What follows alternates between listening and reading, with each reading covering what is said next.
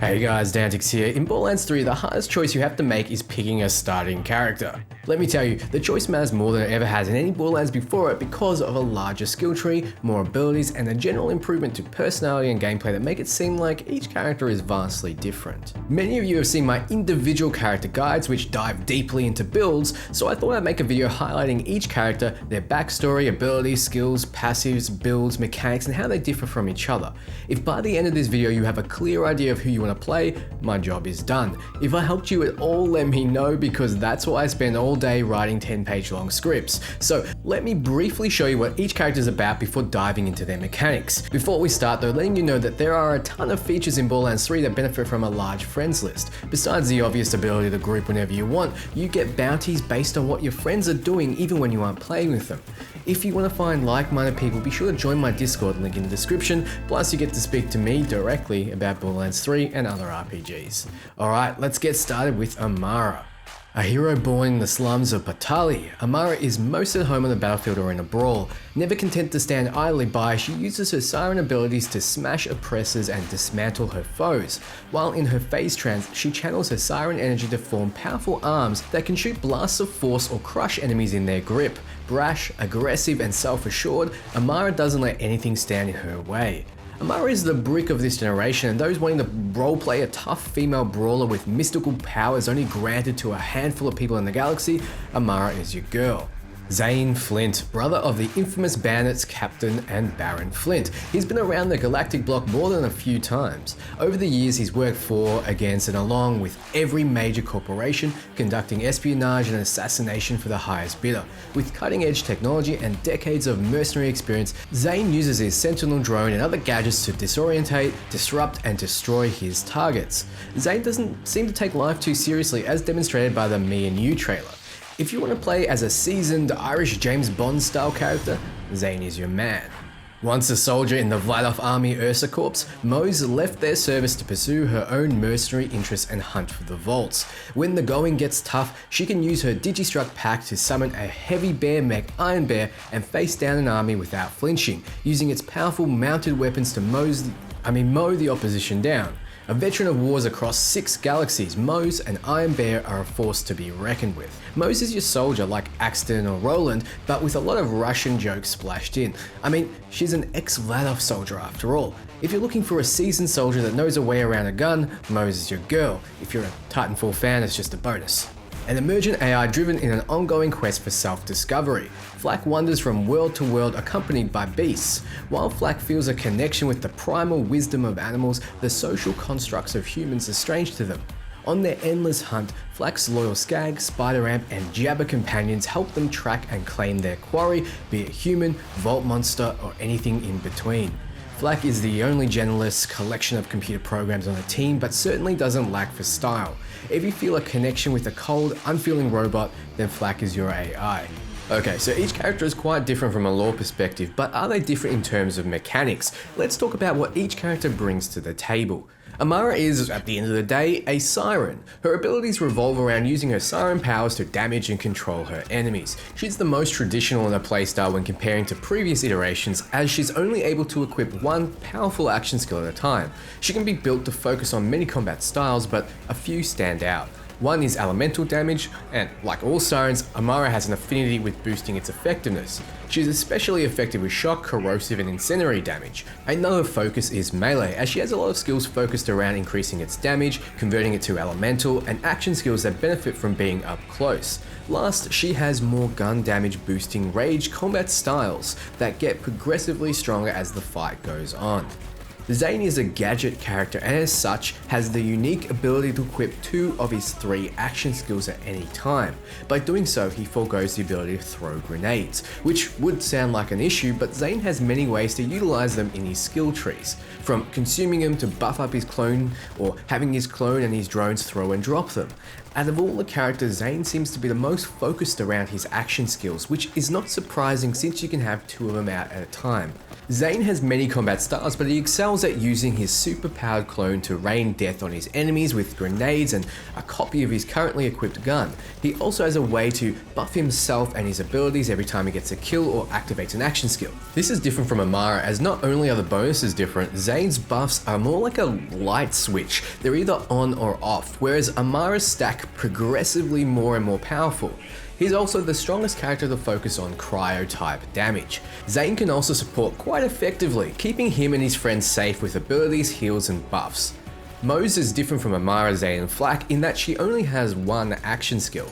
When activated, she summons a mech she automatically rides in. However, she can modify this mech's arms with numerous different weapons, from miniguns to flamethrowers, rocket launchers to bare fists. You can mix and match with Moze. If you don't like her ability, you're not completely out of luck, as she can be built to mow through enemies like the Gunzerker class, favouring high magazine fast-firing weapons. She can also focus on explosives, increasing their damage or even blast radius. She can also build to focus around buffing her shield and gun damage. Outside of her mech, she can deal decent incendiary damage, but inside she has the option of incendiary, shock, corrosive, cryo, and even radiation from a nuke. Flak is, in my opinion, the most different to the traditional Borderlands character. As Flak, you'll have a permanent pet following you and helping you in battle, and initially you can choose from 3 at level 2, but as you go further down the skill trees, you'll unlock their stronger versions, almost like evolutionary forms. You can order your pets to attack or go places, and each pet has an activatable ability called an attack command. Flak can also equip 1 of 3 action skills, so all up you'll have a pet, an attack command, and an action skill.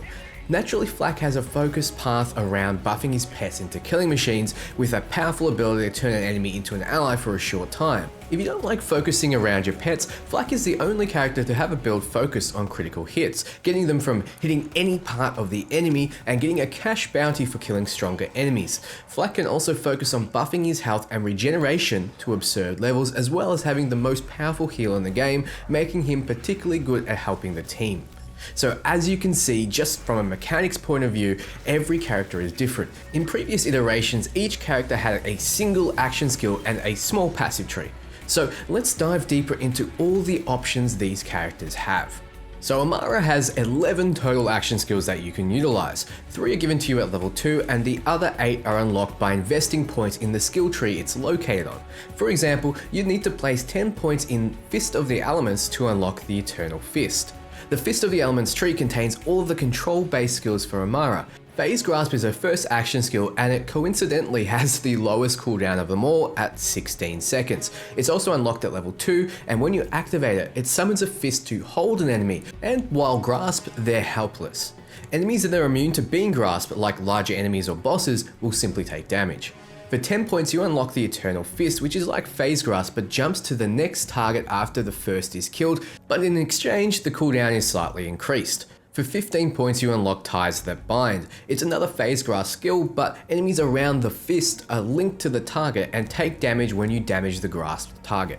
For 20 points, you unlock Fist Over Matter. It's a Phase Grasp with the longest cooldown. In exchange, you get the typical Phase Grasp effect, but fists are constantly smashing the ground around the target, doing high damage in an area. In the Mystical Assault tree, you have your longer ranged Amara action skills. At level 2, you unlock Phase Cast. It sends out an astral projection of Amara that damages any enemy that touches it in its path. It has a 28-second cooldown and does moderate damage. A 10-point investment unlocks Deliverance, which is an astral projection just like Phase Cast, except it also creates an elemental projectile when it hits an enemy or hits a barrel, spreading elemental effects. It has the same cooldown but slightly less damage. Our 15-point investment unlocks Reverberation. It's another astral projection but gets progressively stronger the more enemies it passes through. A 20-point investment unlocks Tandava, which simply explodes when it hits its first target for large area of effect damage. It's unsurprising that a tree called Brawl will have the close range action skills. First up is Phase Slam, which is unlocked at level 2. It simply cuts to a third-person view of Amara jumping into the air and slamming the ground with her siren fists, dealing damage in an area of effect. For For a 10-point investment, you unlock Fracture, which summons a line of fists to targets in front of Amara. It does less damage than face cast, but has a wider hitbox.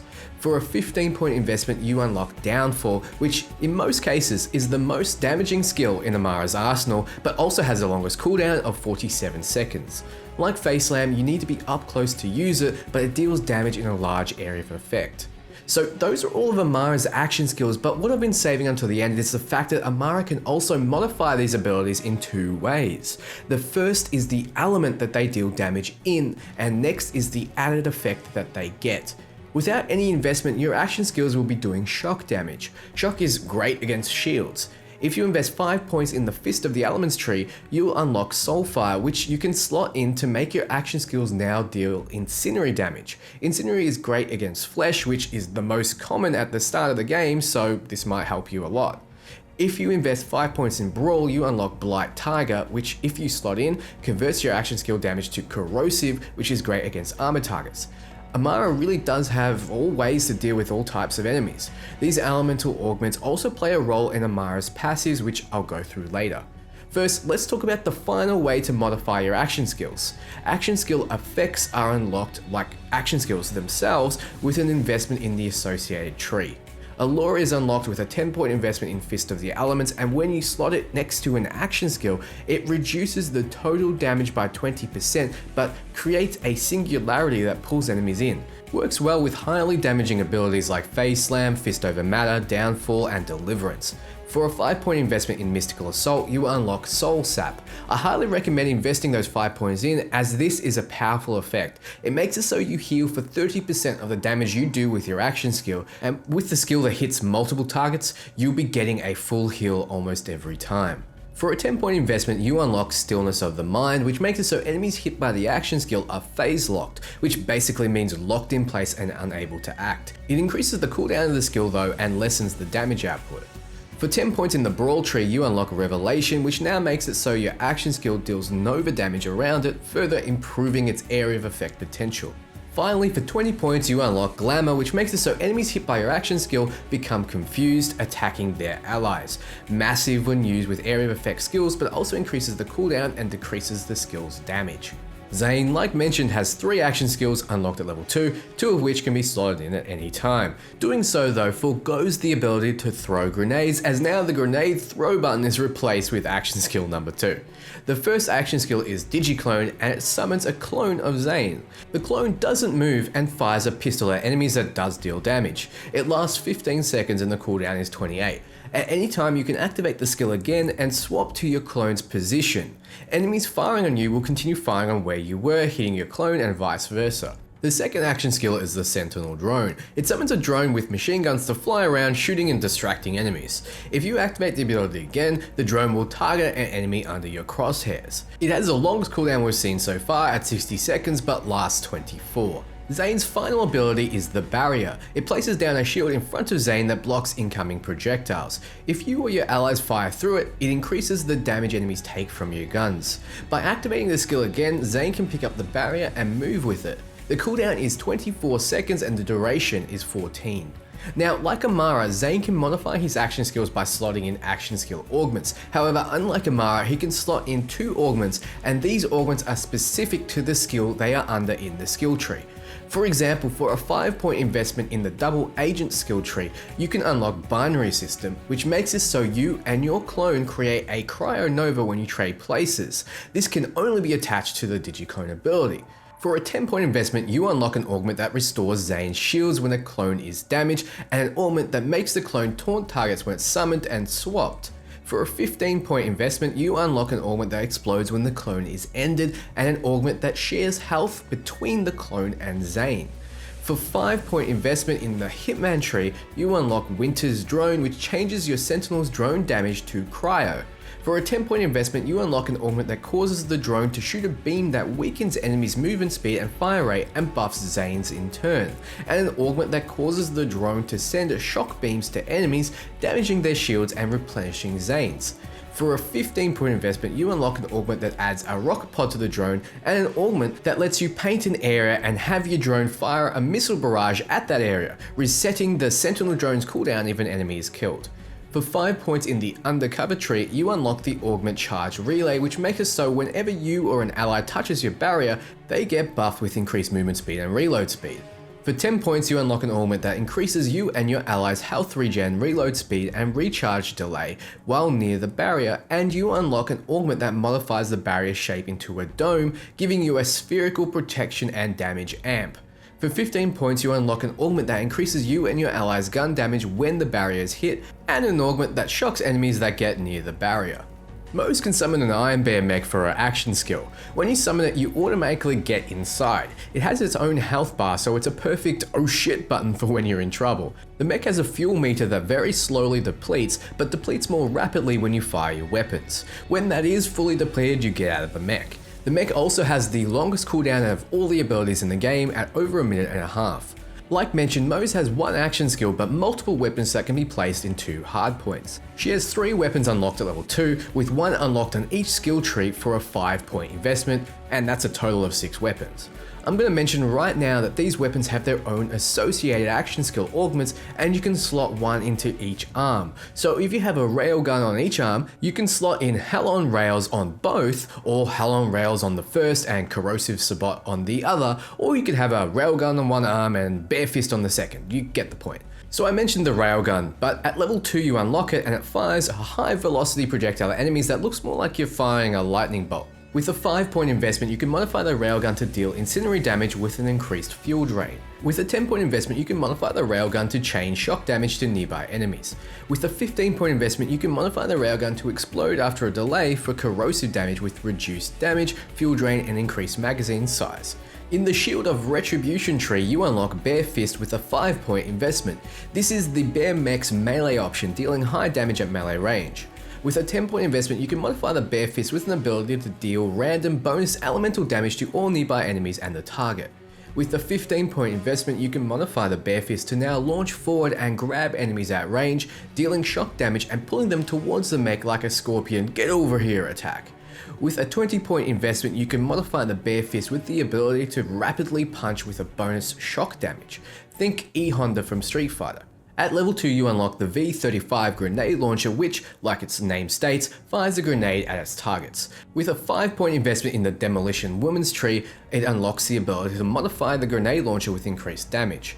A 10-point investment, you can modify the grenade launcher with the ability to fire the occasional singularity grenade that pulls in nearby enemies before exploding. A 15-point investment, you can modify the grenade launcher to fire in 5-round bursts, increasing the speed at which it reloads. A 5-point investment in the Demolition Woman's tree also unlocks the Vanquisher rocket pod that fires a volley of unguided explosive rockets at the target. With a 10-point investment, you can modify the rocket pod with homing rockets and increased reload speed. Holding down a button also paints 6 targets, and releasing unloads homing rockets at those targets. With a 15-point investment, you can modify the rocket pod to fire 6 rocket spreads per shot, and enemies hit by these rockets take increased damage from all sources, including your allies. With the 20-point investment, you can modify the rocket pod to fire a single nuclear warhead per magazine, dealing massive radiation damage. At level 2 you unlock the minigun, which does sustained damage to a target until the weapon overheats and needs to be cooled down. With a 5-point investment in the Bottomless Mags tree, you can modify the minigun with increased damage the higher the heat levels of the gun get, as well as improving the heat capacity. With a 10-point investment, you can modify the minigun to now deal cryo damage, reducing the total damage output but also decreasing the fuel drain of the weapon. With a 15-point investment, you can modify the minigun to fire explosive rounds at a slower rate. With a 5-point investment in the Bottomless Mags tree, you can also unlock the Salamander weapon. It's a flamethrower that deals incendiary damage at close range constantly until you run out of fuel. With a 10-point investment, you can modify the Salamander to have a reduced fuel drain and the Bear Mech to have increased movement speed after damaging the enemy. With a 15-point investment, you can modify the Salamander to now deal corrosive damage, increasing the damage when you melt targets. With a 20-point investment, you can modify the Salamander to fire 3 projectiles of fire that leave an incendiary area on the ground. This has an increased fuel drain. So Flak, like mentioned, has a few moving parts. First, you can have a pet out at all times. You unlock 3 pets at level 2, but can unlock stronger versions with an investment down the associated tree. So for example, you start with the spider ant at level 2, which grants Flak health regeneration and spins into enemies when you issue an attack command. But with a 10-point investment in the hunter skill tree, you unlock the spider ant scorcher. It not only grants health regeneration to Flak, but elemental resistance. It also does incendiary damage around itself, and when issued an attack command, it charges at enemies. For a 15-point investment, you unlock the final spider ant stage, the Countess, which gives Flak health regeneration and a damage reduction when out. When issued an attack command, the Countess burrows underground and emerges next to the enemy, dealing corrosive damage around it. Keep in mind, once unlocked, you can switch between any of these pet stages. All pets also have a ranged attack that varies in effectiveness. At level 2, you unlock the Skag, which gives Flak a damage buff. When you issue an attack command to the Skag, it will vomit acid onto enemies. With a 10-point investment into the Master skill tree, you unlock the first evolution, the Great Horn Skag, which gives Flak a damage buff and a gun damage buff. When you issue an attack command, this pet will charge at enemies and knock them into the air. With a 15-point investment, you unlock the Iridian Skag, which increases Flak's damage and fire rate when out. When you issue an attack command, it pulls in nearby enemies by generating a singularity. At level 2, you unlock the Jabber, which fires a pistol and increases Flak's movement speed when out. When you issue an attack command, it spawns a radiation barrel and throws it at enemies. All the Jabbers will interact with barrels around the map as well, picking them up and throwing them when convenient. For a 10-point investment into the Stalker skill tree, you unlock the Beefcake Jabber that carries a shotgun. It improves Flak's movement speed and maximum health when out. Issuing an attack command will cause it to summon a melee weapon and knock back enemies. For a 15-point investment, you unlock the Gunslinger Jabber that is equipped with an SMG and buffs Flak's movement speed and critical damage. When issued an attack command, the Gunslinger equips a rocket launcher and fires a volley at the enemy. Flak also has access to 3 action skills unlocked at level 2. You can equip one of them and also 2 action skill augments which, like Zane, need to be unlocked in the associated skill tree. The first action skill is Rack Attack, and it causes 2 racks to appear out of Flak's hand, attack an enemy, then fly back. It looks like shooting a homing fireball attack and seems to do quite a bit of damage for an ability that has 2 charges and an 18-second cooldown. For a 5-point investment in the Hunter skill tree, you can modify Rack Attack to deal cryo damage. For a 10-point investment, you can modify Rack Attack to heal 7% of your max health when it damages an enemy. For a 15-point investment, you can modify Rack Attack to send 2 additional rack out, which means more damage and hits. For a 20-point investment, you can modify Rack Attack to have an increased cooldown rate and additional skill charge. Gamma Burst creates a rift at the target location, damaging all nearby enemies with radiation and teleporting your pet through the rift and buffing up its size, dealing bonus radiation damage. If your pet is dead or downed, the cooldown is doubled, but it's revived. The effect lasts 20 seconds and the cooldown is 30. For a 5-point investment in the Master skill tree, you can modify Gamma Burst to cause your pet to have a lingering radiation aura that constantly damages nearby enemies. For a 10-point investment, you can modify Gamma Burst to increase Flak's damage for the duration. For a 15-point investment, you can modify Gamma Burst to create a stacking damage buff for your pet when you or your pet kills a target. Each kill also extends the duration. For a 20-point investment, you can modify Gamma Burst to keep the rift open for the duration. Standing next to the rift will heal you or your allies for 20% of their max health a second, which is the best heal in the game. Fade Away causes Flak to turn invisible and therefore stopping enemies targeting you. While you're cloaked, your shots will also be critical hits. After 3 though, you'll leave the cloak. Also, while cloaked, Flak has an increased movement speed and health regen buff. With a 5-point investment in the Stalker skill tree, you'll be able to modify Fade Away so that you can fire as much as you want for a reduced duration and damage. With a 10-point investment, you can modify Fade Away so that when it ends, your pet will taunt enemies in a large radius and gain a large damage reduction. With a 15-point investment, you can modify Fade Away so that the health regen and movement speed buff persist for a while after leaving stealth. With a 20-point investment, you can modify Fade Away so that successive hits on the same target increase Flak's critical damage, resetting after 3. So Amara has a singular focus with her action skill. One action skill, one element, one modification to make it powerful and focused on damage and or crowd control. Zane has multiple action skills that can provide distractions, damage, defense, and utility. Moze has a pure weapon focus on her action skill, but can modify each arm for different effects. Flak can have a pet out who gives a buff and has an attack ability. Flak can also have an action skill modified twice to provide either damage, an escape, healing, and more. Moze has the largest cooldown ability and therefore relies a bit on herself more than the other characters, whereas Zane is the opposite and relies more on his action skills than himself, with Flak and Amara sitting in the middle. Now you have an understanding of each character and their action skills, but this is only seeing the tip of the iceberg. A skill point is given to you from level 3 and each level up to level 50. You use these points in 3 skill trees to further customize your character. So how can these characters be modified with passives? For a more detailed discussion of builds each character can run, check out my build video specific to the character you're interested in, links in the description. However, I'll run through and compare the basics. Like mentioned, Amara has an unparalleled ability to dish out powerful melee damage. With Find Your Center, you get double melee damage and, after using your action skill, get improved melee range. With Jab Cross, you get a huge increase to gun damage and action skill damage every time you hit with a melee attack. With Blitz, you get the ability to dash towards the target when you aim down the sights and press the melee button. This attack does elemental damage, double the normal melee attack damage, and the cooldown is reset if you kill an enemy. Over in the Fist of the Element skill tree, she has Illuminated Fist, which gives her a further boost to melee damage, and all melee damage is converted to a currently equipped action skill element, which gets all the bonuses you've gotten for elemental damage types in the tree. Then what you do is slot in a powerful action skill like Downfall with Soul Sap, so you have a way to heal. Now when you melee, your gun damage and ability damage is improved. There's a gun that deals damage based on your melee damage, so that will be absolutely crazy with this build. Then you use your boosted action skill to heal, and after doing so get increased melee range. Activating your action skill can also boost you in other ways, like from Helping Hand, which gives her damage reduction when she uses it. Amara is also good with shotguns and other close range weapons, as she has personal space, which makes them deal more damage the closer you are. Over in the Mystical Assault tree, you gain a stacking status effect chance, action skill damage, and reload speed after killing enemies, making Amara stronger as the fight goes on. Also, with Avatar, she can fire off her action skill another time while it's cooling down, comboing with any skill that gets bonuses from action skill uses like Laid Bare, which increases all damage enemies take after being hit with an action skill.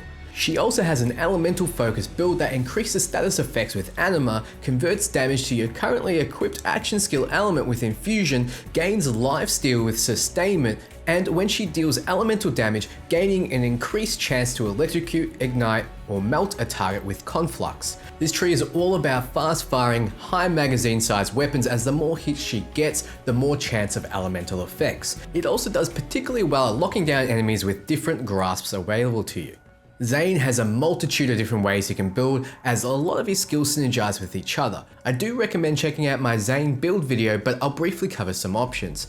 First is the grenade build that uses the digiclone and fractal frags to let your clone use your currently equipped grenade mod and grenades, and drone delivery to let your drone drop grenades on enemies. You'll also be occasionally firing a modified grenade from your weapon with duct tape mod, so with this build Zane excels with low magazine size weapons that reload often, like shotguns, revolvers, snipers, and rocket launchers. A little further down we have Pocket Full of Grenades, which lets you regenerate grenades, and Boom Enhance, which drastically buffs up your digiclone to insane levels by consuming up to 3 grenades from your ammo. Then Double Barrel buffs your clone's gun damage and lets it equip a copy of the gun you currently have equipped. You haven't seen anything until you see your clone shooting a rocket launcher at super speed with almost no reload time and close to perfect accuracy.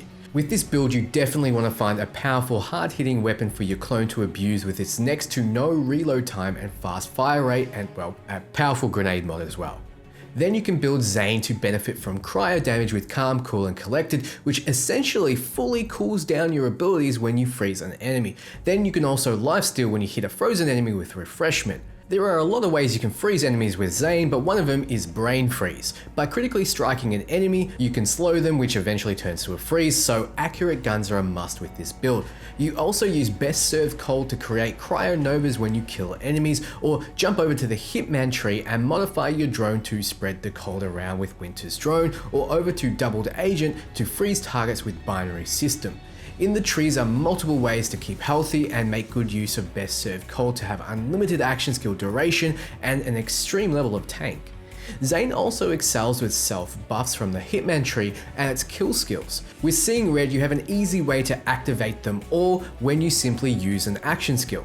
I mentioned a light switch before, but it's very much like that. When you turn on the switch, Zane will be regenerating grenades, his clone will be throwing them out, he'll be moving faster, have increased gun damage, have lifesteal, regeneration, reload speed, extra projectiles, fire rate, and an increased action skill duration and damage novas. Moze is more straightforward in her potential. With the bottomless mag skill tree, she can focus on high magazine and fast fire rate weapons and never stop shooting them, as she has a magnitude of ways to regenerate ammo.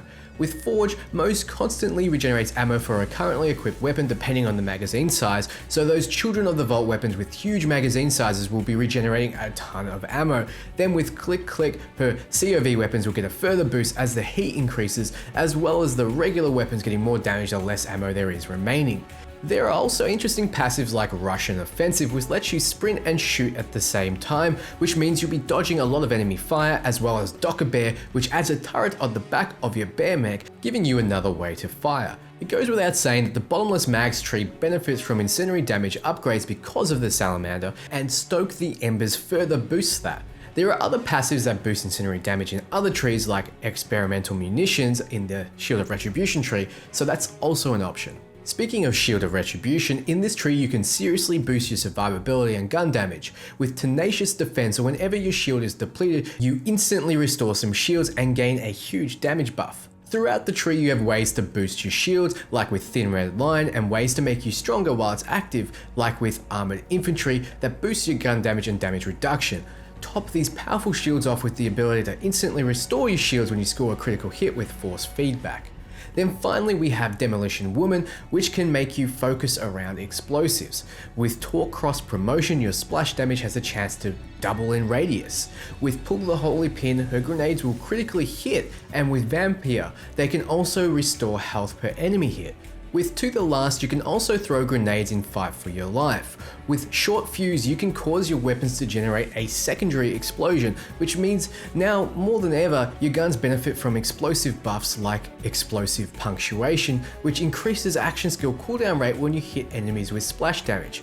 Investing a little in bottomless mags to use the exploding bullets upgrade to the minigun might also be quite lethal if you rather use that over the grenade launcher or rocket pods, but I'm sure a lot of people will gravitate towards the nukes. Flak has a few different obvious builds. One is using the fadeaway skill coupled with Gorillas in the Mist augment and a Jacobs shotgun or sniper to do lethal crowd clearing damage. For those who don't know, Jacobs weapons ricochet bullets to other targets when they crit, so a shotgun bounces all shots to targets near the target you just crit, and a powerful sniper shot will take out another target. Jacobs guns do high damage naturally as well. Over in the Hunter tree, you get a lot of bonuses for crits. Leave No Trace restores ammo when you crit, which is great for shotguns, pistol snipers, or rocket launchers, as each bullet is more valuable in slow firing weapons. Head count reduces action skill cooldown when you crit. Galactic Shadow increases the damage you do when you crit, and Megavore makes it so no matter where you hit the enemy, you have a chance it will be a critical hit, which on some of the later game enemies is game changing, as they protect their critical spots or they're hard to hit in hard to reach places like their back. Then you have very obvious builds with the Master Skill tree.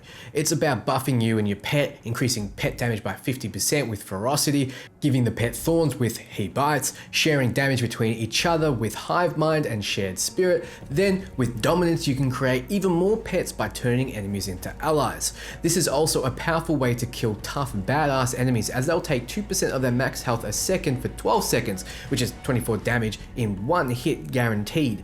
Not to mention they'll soak up damage for you and dish it out. Or you can forego Dominance and invest fully down Stalker to get the power inside, which increases the damage of you and your pets by 25%, at full health increasing it to 50%. This strangely enough works really well with a slight investment in Hunter, as it's very conductive to a strong sniper rifle and staying away from enemies for that 50% bonus damage, on top of the critical hit bonuses, on top of the bonuses you are while you faded away. Then you have Hidden Machine, which gives you a further bonus when you aren't the target. A strong Jacob sniper would absolutely destroy, so would any hard-hitting weapon, but keeping healthy boosts that damage by 25% extra. So those are all 4 characters coming to Borderlands 3. Each have their own unique skills, abilities, passives, and playstyles. Who are you picking, and what stands out to you the most? Zane has his clone, drone, and barrier to make soloing easier, and Flak has his pets to mitigate damage, making these two the easiest to solo with at earlier levels. However, Moze and Amara aren't pushovers either. Amara gets arguably the strongest late game abilities, and Moze has ways to utilize a lot of different weapons.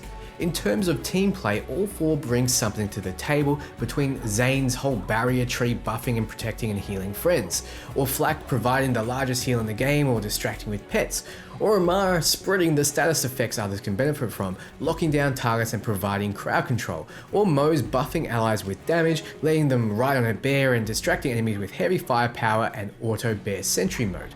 It really comes down to what character speaks to you the most. Maybe you want to hear a funny Irishman comment on the story and that's enough to make you pick Zane, or you want to pat a pet and that's enough to pick Flak. Keep in mind, a little later into the game, you'll find class mods that add points to specific passives, including some capstone passives, that can seriously impact how you plan to play. You can also find alien artifacts that give you weird modifiers like sending out sword blades when you slide. So hopefully this guide has been helpful. If it has, don't forget to leave a thumbs up, and if you're new to the channel, subscribe and hit that bell button. Subscribing doesn't work like it should, and without hitting the bell, you won't be notified when I upload new videos. If you plan on buying the game, check my pinned comment for my link, which gives me points by you doing so I'd really appreciate it.